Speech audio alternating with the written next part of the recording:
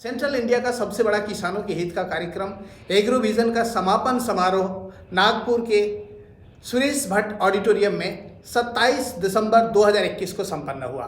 पारितोषिक वितरण समारोह और समापन समारोह से पहले हर साल एक किसान ज्ञान प्रतियोगिता का हम आयोजन करते हैं।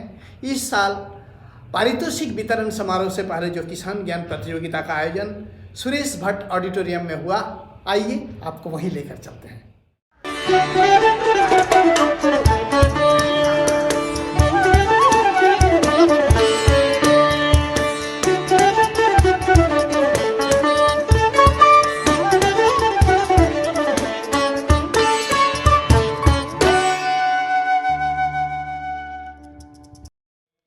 मध्य भारत के विभिन्न प्रांत से आए सभी किसान देवताओं का मैं पीके पांडे सभी कृषि वैज्ञानिकों के तरफ से, एग्रो विजन के तरफ से, स्टॉल धारकों के तरफ से दिल की गहराइयों से हार्दिक स्वागत करता हूं, अभिनंदन करता हूं, वंदन करता हूं और नमन करता हूं।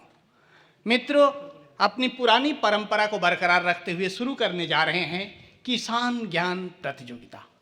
थोड़ी ही देर में हमारे परम आदरणीय नितिन गडकरी साहब मुख्य अतिथि के साथ इस सभागार को अलंकृत करेंगे और अपने आशीर्वचनों से हमें अनुग्रहित करेंगे।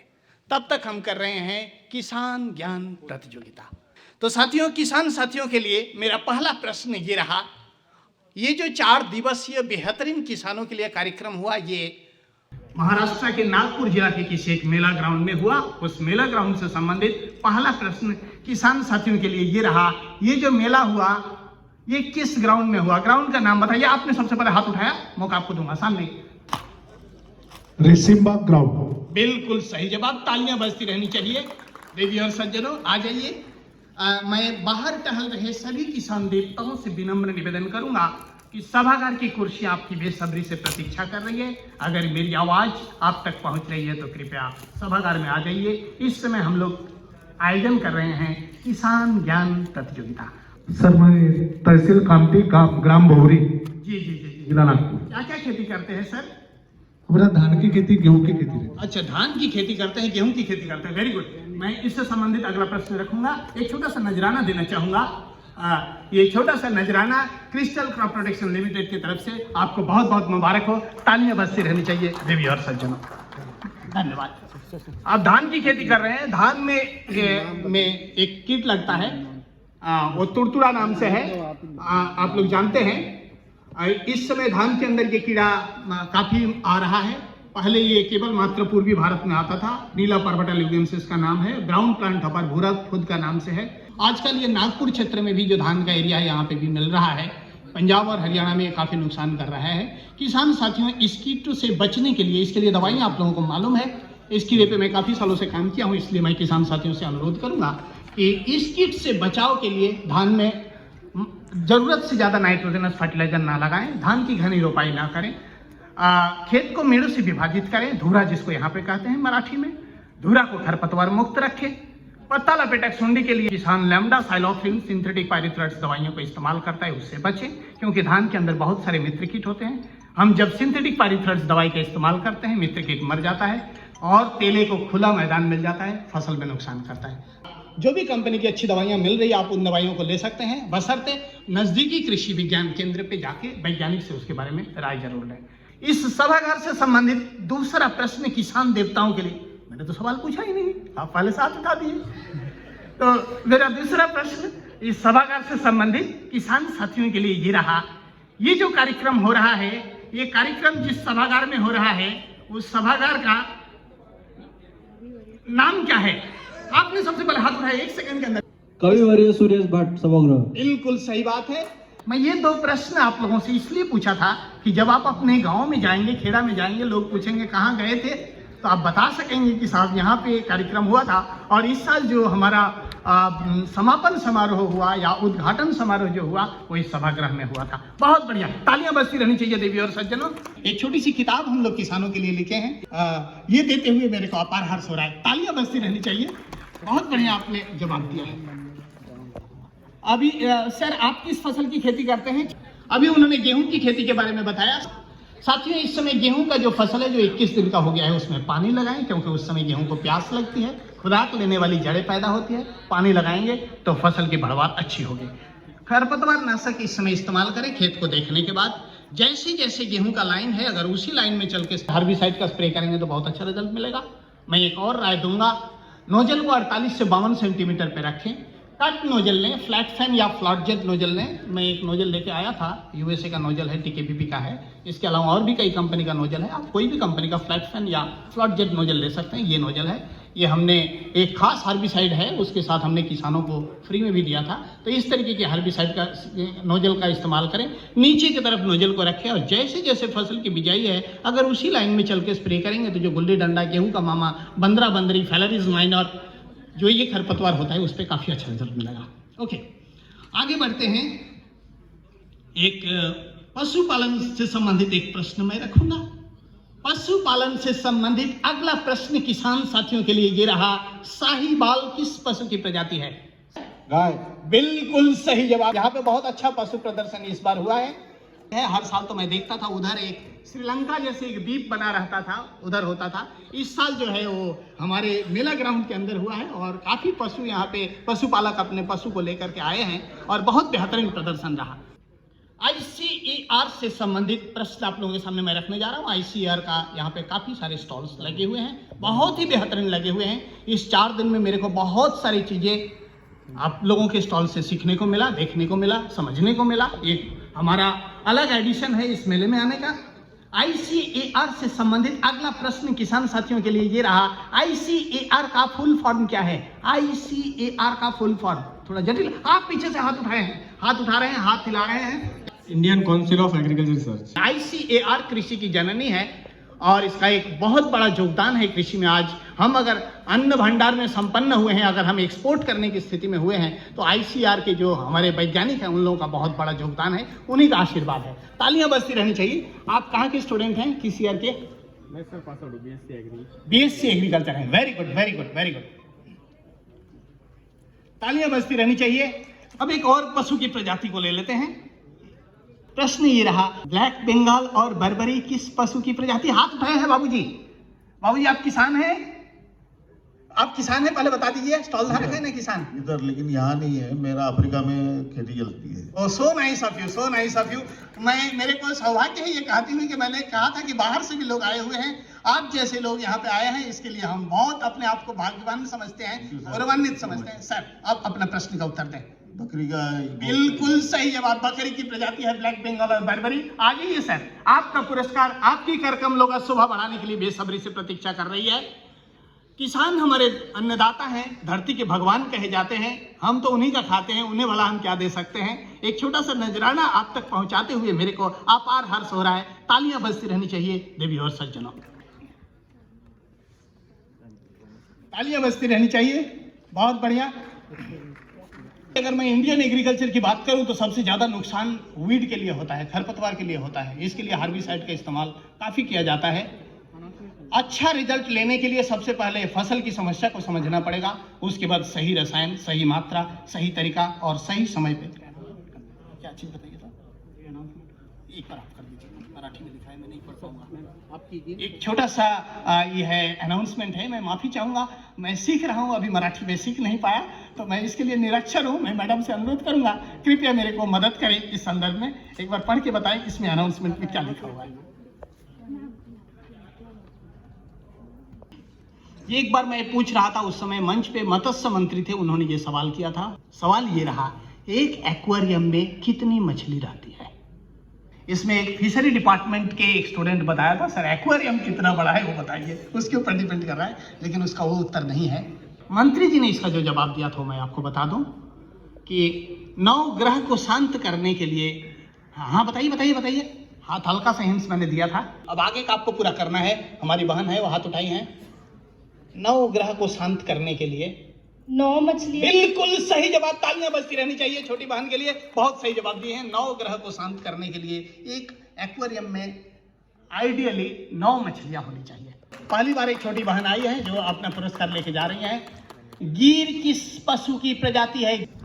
गाय का। बिल्कुल सही जवाब। आ जाइए, तालियां बजती रहनी चाहिए। गाय की है प्रजाति है गिर। इसका बहुत अच्छा यहाँ पे प्रदर्शन हुआ है और किसान साथी बताए हैं कि इसको यहाँ पे लाया गया है और ले आके कोशिश किया जा रहा है यहाँ पे इसको पालने का। आप लोगों को मालूम है गुजरात में बहुत ज़्यादा मूंगफली की खेती होती है, तो गिर के जंगलों में लोग शेर देखने जाते हैं। मैं मूंगफली देखने गया था और वहाँ के किसानों ने मेरे को बताया शेर की जो गिर गाय है, इस गाय की एक बहुत बड़ी खासियत है, ये शेर से भी नहीं डरती है। आप लोगों को मालूम है वहाँ पे शेर वैसे खुला घूमते रहते हैं, लेकिन वो शेर से भी नहीं डरती है। बहुत बढ़िया। बाबूजी क्या क्या फसल की खेती करते हैं? अभी हमारा गेहूं और चना है। गेहूं है और चना है, बिल्कुल सही। पशुपालन करते हैं बाबूजी? एक देसी गाय है। बहुत बढ़िया, देसी गाय रखे हुए हैं। एक बार जोरदार तालियां बजाइए। विदेशों में आज के दिन में देसी गाय पाले जा रहे हैं, लेकिन हम देसी गाय को भूलते चले जा रहे हैं। साथियों, मैं एक पंजाब के कार्यक्रम में पूछा था आपके पास कितने लोग हैं जिनके पास ट्रैक्टर नहीं है? किसी ने हाथ नहीं उठाया। मैंने पूछा कितने लोग हैं जिनके पास 3 से ज्यादा ट्रैक्टर है? सभी लोगों ने हाथ उठाया था। मैंने कहा था ट्रैक्टर आपकी खेत की जुताई करेगा मगर गोबर नहीं देगा। अगर खेती करना है ट्रैक्टर रखिए, लेकिन उसके साथ साथ पशुपालन करना भी जरूरी है। खास तौर से देसी गाय जो लोग पालते हैं, मैं उन लोगों को नमन करता हूं। बहुत अच्छा। आपने चने के बारे में बताया बाबूजी कि चने की खेती करते हैं।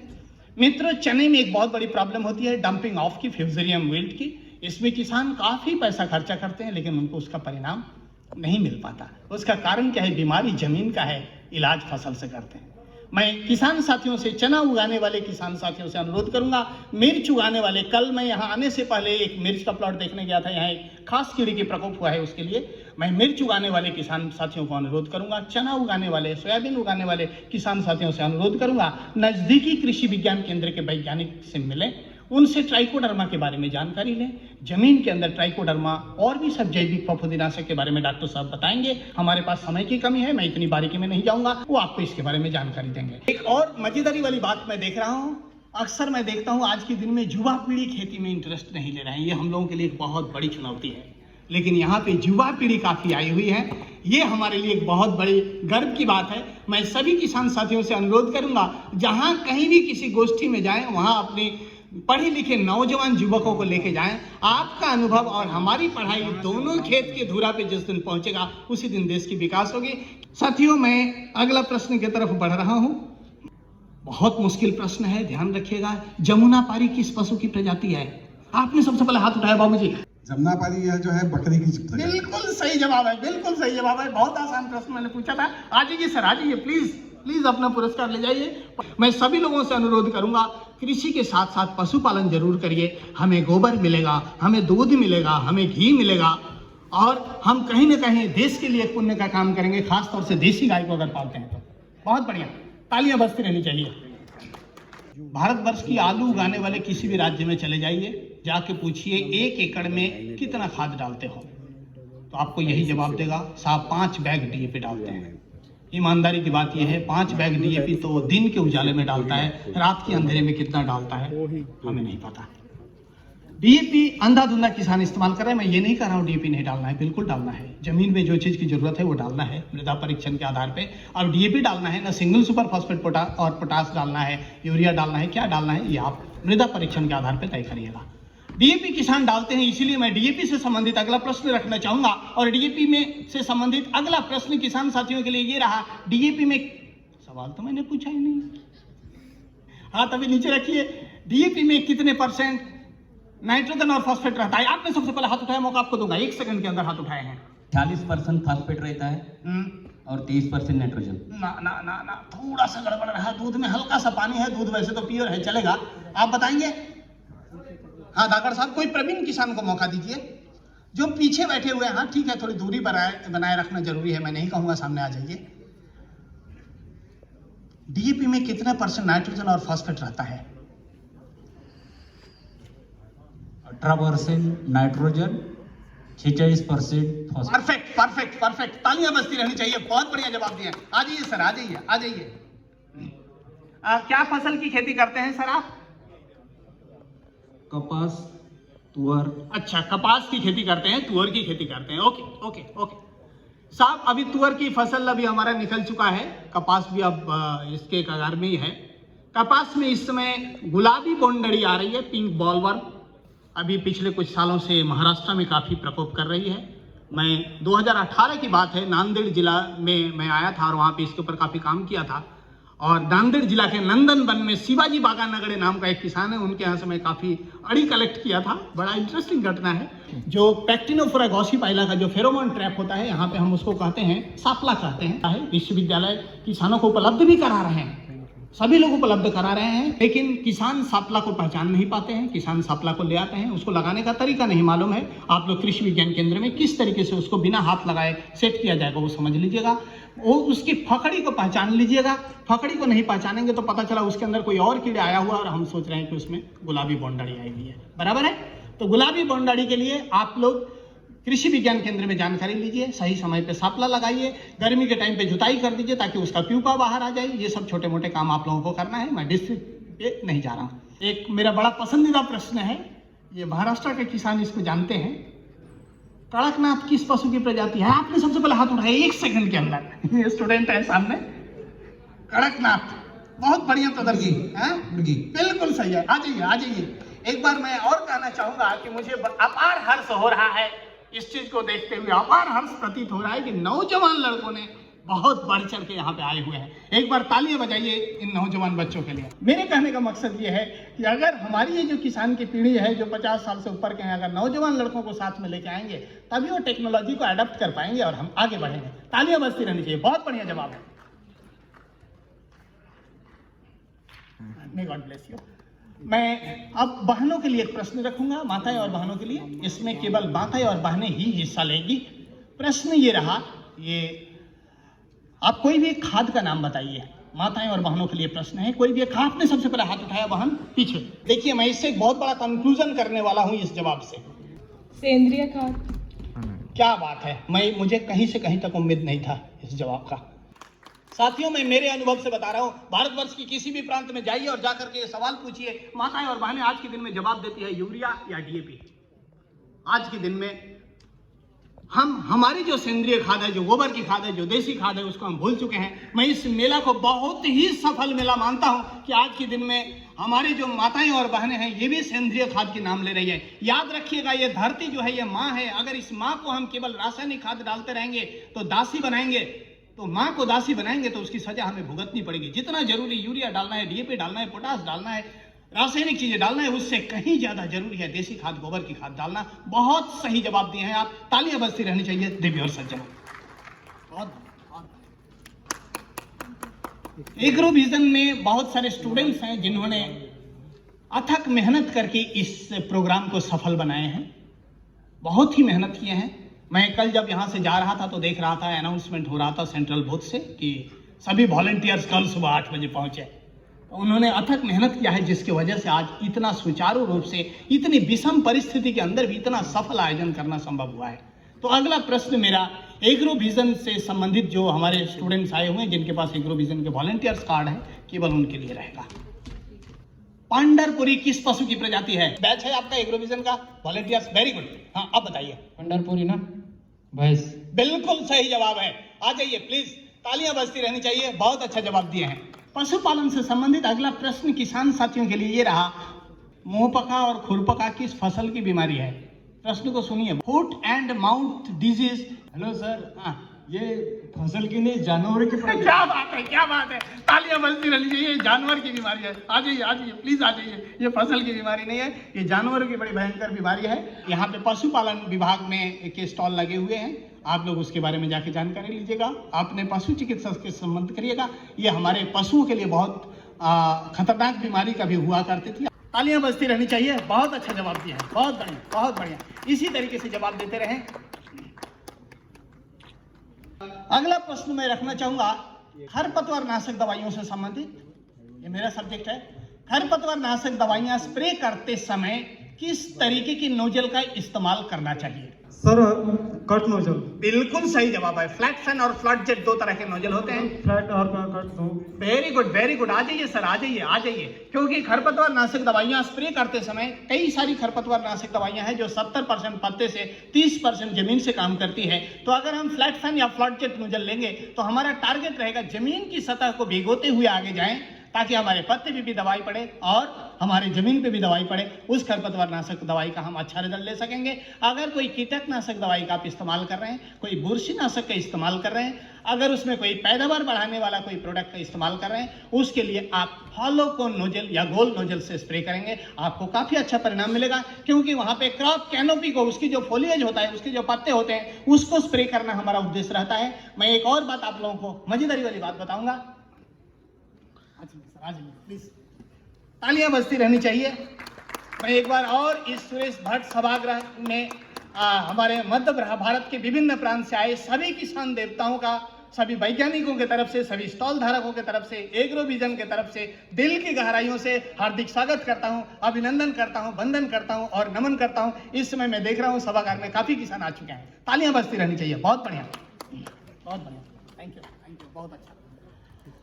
मैं अगला एक और जानकारी आप लोगों को दे दूं। ये मेरे साथ हुआ था, ये घटना काफी साल पुरानी बात है। यहाँ पे तूर की किसान खेती करते हैं। अभी किसी किसान ने मेरे को बताया था इससे पहले, तूर की फसल में हेरबी अड़ी का बहुत ज्यादा प्रकोप यहाँ पे होता है। हेलियोथिस है, हेलियोथिस का काफी प्रकोप होता है। उस साल की बात है, काफी बारिश हुई थी और जब किसान बीज का फसल जब ले लिया, सोयाबीन या कॉटन जो भी फसल ले लिया, तो तूर की फसल हाइट काफी पकड़ लिया। जब हाइट पकड़ लिया तो उस समय उसमें हेरबी अड़ी आई हुई थी। वो हेरबी अड़ी के ऊपर किसान स्प्रे कर रहे थे दवाइयाँ। उस समय इंडिया में इमामेक्टिन बेंजोएट पहली बार आया था। सिंजेंटा लेके आई थी और दूसरी थी क्रिस्टल जो लेके आई थी, क्रिस्टल मिसाइल नाम से दी थी, सिंजेंटा प्रोक्लेम नाम से दी थी। वो दवाई का किसानों को रिजल्ट नहीं मिल रहा था। ये किसानों के यहाँ से रिपोर्ट आया, मैं उसको देखने के लिए आया और एक मजेदारी वाली चीज मैं सभी किसान साथियों से शेयर करना चाहूँगा। फसल की हाइट ज़्यादा हो गई बारिश होने के नाते। अंडा कहाँ पे है? अंडा हेलियोथिस की सारे सेंडे पे है, क्योंकि हेलियोथिस हमेशा सेंडे पे ही रहेगा, वहाँ पे है। उस जमाने में किसान जो मशीन स्प्रे करता था, वो पेट्रोल वाली छोटी सी मिट्टी का तेल या पेट्रोल की छोटी सी पंप से स्प्रे करता था। थोड़ा सा हाइट ऊपर करते ही बंद हो जाता था। तो इस तरीके से वो स्प्रे कर रहे थे, पूरे खेत में स्प्रे करके आ जा रहे थे, सेंडा छूट जा रहा था, जिसकी वजह से रिजल्ट नहीं मिल रहा था। उसी दवाई को जब सेंडा भिगो के हमने स्प्रे किया तो रिजल्ट मिलने लगा। तो मैंने एक संदेशा दिया था, सेंडे पे अंडा, उस अंडे पे स्प्रे करना है तो अच्छा रिजल्ट मिलेगा। आइए, एक कहानी मैंने आप लोगों को सुना दिया। अब मैं अगला प्रश्न की तरफ बढ़ रहा हूं और प्रश्न ये रहा, वनराज शब्द पे ध्यान दें। वनराज किस, अभी तो मैंने कुछ नहीं पूछा, मैंने किस बताया। वनराज किस पशु की प्रजाति है? आपने ही सबसे पहले हाथ उठाया, दोबारा मौका आपको देंगे। सर आपको मिल चुका है क्या? मुर्गी, बिल्कुल सही है। आ जाइए सर, आ जाइए, प्लीज आ जाइए, आ जाइए, तालियां बजती रहनी चाहिए। डीएपी को कैसे पहचानेंगे साथियों? डीएपी को पहचानने के लिए आप जहां से डीएपी ले रहे हैं 4-6 दाना डीएपी का ले लीजिए, पान की दुकान पे पहुंच जाइए, आप डीएपी का डॉक्टर बन गए। मैंने महाराष्ट्र में मैंने देखा, पान की दुकानों पे पानाची दुकान लिखा रहता है और पान मंदिर लिखा रहता है। पान की दुकान मंदिर कैसे हुआ, ये आज तक मेरे को नहीं समझ में आया। इन्होंने थोड़ा सा चूना ले लिया है। अब चूना लेने के बाद अब आप इधर आ जाइए, रोशनी में आपका चेहरा देखना चाहिए, आपके चेहरे से डीएपी की पहचान होगी। जहां से आप डीएपी ले रहे हैं 4-6 दाना डीएपी का सैंपल ले लीजिए। और मैं पहले ही बताया, मृदा परीक्षण के आधार पे हमारे खेत में डीएपी डालना है या सिंगल सुपर फॉस्फेट और यूरिया डालना है, क्या डालना है, ये मृदा परीक्षण के आधार पे तय करिएगा। अभी मैं आपको बता दे रहा हूँ, 4-6 दाना आपने डीएपी का ले लिया और लेने के बाद आप अब इसका मसाला बनाइए। इस तरीके से हाथ मुट्ठी बंद करके और इसका मसाला बनाइए, खूब अच्छी तरीके से इसको रगड़िए। अब इसके बाद आप अपना चेहरा उधर दिखाइए, आपके चेहरे से जांच होगी। अब इसके बाद इसको नाक के पास ले आके सूंघिए और देखिए कैसा हुआ, दिखाई दिया? एकदम आंख हट गया, जैसे बिजली का शॉट लगा। आपको कैसा महसूस हुआ, थोड़ा बता दीजिए माइक पे। बहुत ही खतरनाक बात है इससे। बिल्कुल सही है। बास क्यों आया? डीएपी का पूरा नाम डाई अमोनियम फॉस्फेट है। चूना में मिलते ही अमोनिया गैस निकल गया, तुरंत पता चल गया ये डीएपी ओरिजिनल है, आप इसको लेकर डाल सकते हैं। लेकिन मैंने एक बात बताया, मृदा परीक्षण के आधार पर ही डालना है। ये डीएपी महंगी खाद है। यहाँ पे नैनो यूरिया और नैनो फर्टिलाइजर के बारे में प्रशिक्षण दिया गया था। ये तो पुराने जमाने की टेक्नोलॉजी है। क्या नाम था सर अपना? सेवक साहब के लिए जोरदार ताली बजाइए, इन्होंने एक पुण्य का काम किया, हम सभी को डीएपी का डॉक्टर बनाए। बहुत बहुत धन्यवाद साहब। ये जो ऑडियो क्लिप अभी आप सुनने जा रहे हैं, इसमें एंकर महोदय आम शब्दों का बार बार विभिन्न अर्थों में प्रयोग किया है, बराबर है? आपको गिनना है और जब मैं कहूंगा तब आपको बताना है इसमें एंकर महोदय ने कितने बार आम शब्दों का प्रयोग किया है। अभी ऑडियो क्लिप आपके सामने आएगा थोड़ी ही देर में हमारे। वेलकम वेलकम, बहुत बढ़िया। अब आप ऑडियो क्लिप को गौर से सुनिए, जब मैं कहूंगा तब आप उसमें बताइएगा एंकर महोदय कितने बार आम शब्दों का प्रयोग किया है। कंप्यूटर की किसान देवताओं के लिए ऑडियो क्लिप पेश किया जाए। आम के सीजन में आम उगाने वाले आम काश्तकार आम तौर पे अपनी आम की फसल को आम में लगने वाले कीड़े और बीमारियों से बचाने के लिए आम कंपनी की आम दवाइयां आम दुकानों से खरीदकर आम मशीनों से आम तौर पे अपनी आम की फसल पर छिड़काव करते हैं, जिससे आम की पैदावार आम ही रह जाती है। इसलिए आपकी जानी और पहचानी क्रिस्टल क्रॉप प्रोटेक्शन लिमिटेड आपका बहुमूल्य फसल आम को आम में लगने वाली बीमारियों से महफूज रखने के लिए आपकी खिदमत पे पेश कर रही है अपना एक अनोखा नजराना बेबिस्टिन बेबिस्टिन बेबिस्टिन। मैंने अभी सवाल पूछा ही नहीं। इसमें एंकर महोदय ने कितने बार आम शब्दों का, अभी मैंने सवाल नहीं पूछा सर, अभी हाथ नीचे करिए, हाथ नीचे करिए, कितने बार आम शब्दों का हाथ नीचे करिए, हाथ नीचे करिए, प्रयोग किया है आपने। सबसे पहले हाथ उठाया, मौका आपको दूंगा। रेड शर्ट पहने हुए, हाँ बिल्कुल सही है। कितने बार मिल गया है आपको? आपको मिल गया है तो आपके बराबर मैं लेके मैं मौका दूंगा, आपके बराबर में मौका दूंगा। धाकड़ साहब नहीं, 15 बार गलत जवाब। और कोई जवाब देना चाहेंगे सर? हाँ बोलिए बोलिए बोलिए, मौका दीजिए बाबूजी, सर को दीजिए, सर को सामने दीजिए। 17 नहीं सर, थोड़ा सा गलत हो गया। माउथ पीस लीजिए। 16 बिल्कुल सही जवाब। आ जाइए सर, आ जाइए आ जाइए आ जाइए। 16 बार इसमें एंकर महोदय ने आम शब्दों का प्रयोग किया है। बहुत सही जवाब है। थोड़ी ही देर में हमारे परम आदरणीय नितिन गडकरी साहब इस मंच को अलंकृत करेंगे और अपनी आशीर्वचनों से हमें अनुग्रहित करेंगे।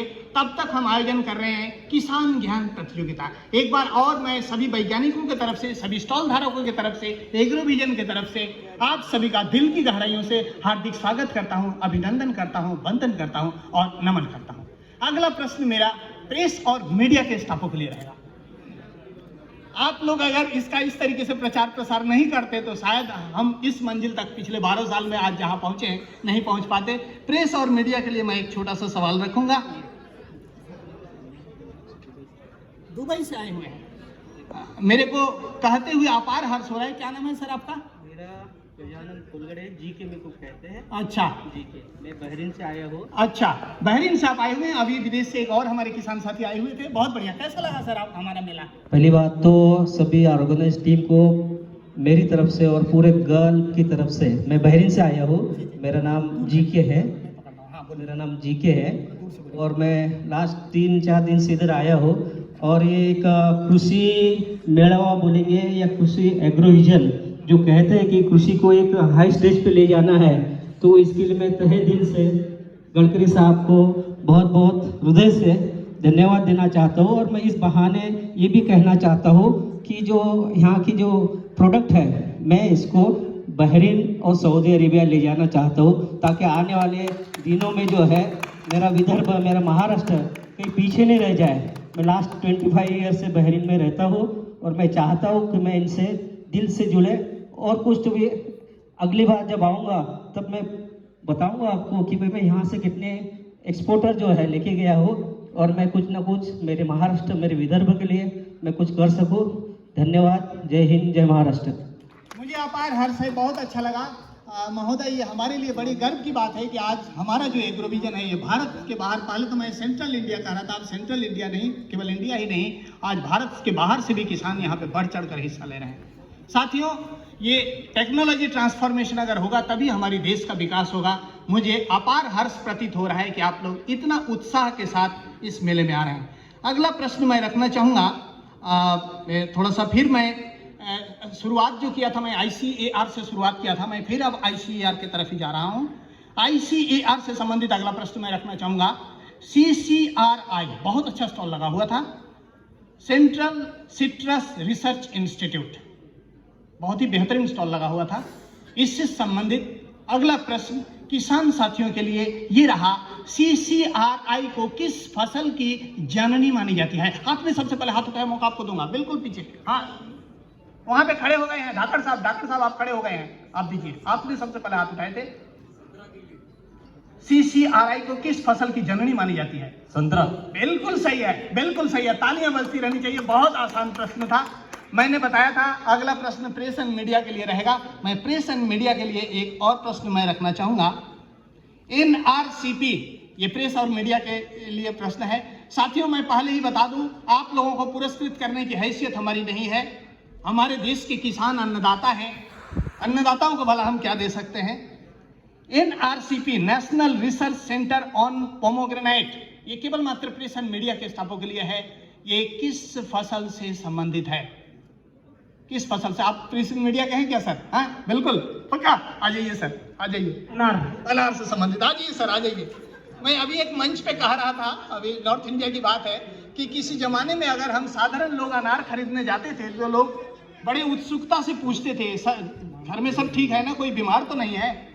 आज ये NRCP के वैज्ञानिकों का ही देन है कि गांव-गांव हर जगह पे हमारा अनार उपलब्ध हुआ है। मैं उन वैज्ञानिकों को दिल से नमन करता हूं उनकी इस योगदान के लिए। तालियां बजती रहनी चाहिए देवी और सज्जनों।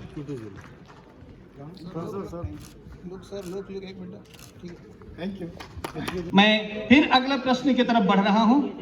अब फिर पशुपालन से संबंधित एक और प्रश्न मैं रखना चाहूंगा। पशुपालन से संबंधित अगला प्रश्न किसान देवताओं के लिए ये रहा, लैक्टोमीटर किस काम आता है? लैक्टोमीटर आपने सबसे पहले हाथ उठाए, वही, हाँ बिल्कुल धाकड़ साहब, 1 सेकंड के अंदर। दूध, हाँ दूध की क्या बता दीजिए? दूध की में मलाई की जो मात्रा है, ठीक है, शुद्धता नापने के लिए चलेगा, इतना दूध में पानी चल जाएगा। आ जाइए सर, आ जाइए प्लीज, तालियां बजती रहनी चाहिए। बहुत अच्छा जवाब दिए हैं, बहुत बढ़िया, तालियां बजती रहनी चाहिए। बहुत अच्छा जवाब दिए हैं, बहुत ही अच्छा जवाब दिए हैं। मैं अभी जैसे कि मैंने आप लोगों को बताया कि कल सुबह मैंने समय का सदुपयोग करने के लिए एक चिली का प्लॉट देखने के लिए गया था। ब्लैक थ्रिप्स यहाँ पे आ रहे हैं, थ्रिप्स पार्विस पाइनस ये प्रजाति है। मेरे को तो इसकी प्रजाति का नहीं पक्का पता था। यहाँ के कृषि विश्वविद्यालय के वैज्ञानिकों से जब हमने बात किया तब मेरे को इसके बारे में जानकारी मिला। और इससे संबंधित मैं अगला प्रश्न रखना चाहूँगा, और प्रश्न ये है, यहाँ पे कहते हैं फुलकीड़ा, काला फुलकीड़ा जो ब्लैक थ्रिप्स है, ब्लैक थ्रिप्स किस फसल में इस समय पाया जा रहा है? आपने सबसे पहले हाथ उठाया, मौका आपको दूंगा, आप दे दीजिए माउथ पीस। मिर्ची में सर। बिल्कुल सही जवाब है। आ जाइए, आ जाइए। आपका पुरस्कार आपकी कर कमलों का शोभा बढ़ाने के लिए बेसब्री से प्रतीक्षा कर रहा है। इसमें किसान साथी बहुत ज्यादा केमिकल पेस्टिसाइड्स यूज कर रहे हैं। इसके बारे में मैं आप लोगों से अनुरोध करूंगा कि हमारे जो कृषि विश्वविद्यालय के वैज्ञानिक गण हैं, इन्होंने बहुत अच्छी जैविक उत्पाद इन्होंने बनाया है। जाके अपने कृषि विज्ञान केंद्र में आप लोग जानकारी लीजिए। पूरी टीम इसके ऊपर काम कर रही है और यहाँ पे विवेरिया, बैसियाना, मेटेराइजम और कई सारे जैविक चीज़ों के ऊपर आधारित इन्होंने कुछ प्रोडक्ट बनाए हैं। इसके बारे में आप लोग जरूर यूनिवर्सिटी के स्टॉल पे जाकर के जानकारी लें। तालियां बजती रहनी चाहिए देवी और सज्जनों। गर्मी के टाइम पे खेत को जुताई कर दें। नीम पे ऊपर आधारित दवाइयों का शुरुआत में प्रयोग करें। उसके अंदर फूल आने से पहले थ्रिप्स को ख़त्म कर दें, क्योंकि ये जो प्रजाति है ये फूल के अंदर आती है। ये पपीता के माध्यम से, पपीता की एक बाग में सबसे पहली बार देखी गई आज से 4 साल पहले। ये दहेज में हमारे देश में आया है। वैज्ञानिकों के लिए बड़ी चिंता की विषय हुई है, लेकिन आप निश्चिंत रहें, वैज्ञानिक इसके ऊपर काम कर रहे हैं। बहुत जल्दी आपको इसका समाधान मिलेगा। मैं अब आगे समय नहीं ले सकता। अभी थोड़ी ही देर में हमारे परम आदरणीय गडकरी साहब इस मंच को अलंकृत करेंगे। मुख्य अतिथि महोदय के साथ अपने आशीर्वचनों से हमें अनुग्रहित करेंगे। मैं अगली बार फिर आप लोगों के साथ मिलूंगा। मैं अपने आप को भाग्यशाली समझता हूं कि हमें इतने बड़े मंच से आप लोगों के साथ रूबरू होने का हमें मौका दिए। मैं ईश्वर से प्रार्थना करता हूं कि इसी तरीके से हमारा एग्रो विजन आगे बढ़ता रहे। अगली बार फिर मैं आप लोगों से मिलूंगा और फिर मैं कहूँगा, मैं PK Pandey Crystal Crop Protection Limited की तरफ से, सभी वैज्ञानिकों की तरफ से, सभी स्टॉल धारकों की तरफ से, एग्रो विजन की तरफ से दिल की गहराइयों से हार्दिक स्वागत करता हूं, अभिनंदन करता हूं, वंदन करता हूं और नमन करता हूं। तब तक के लिए मुझे इजाज़त दीजिए। बहुत बहुत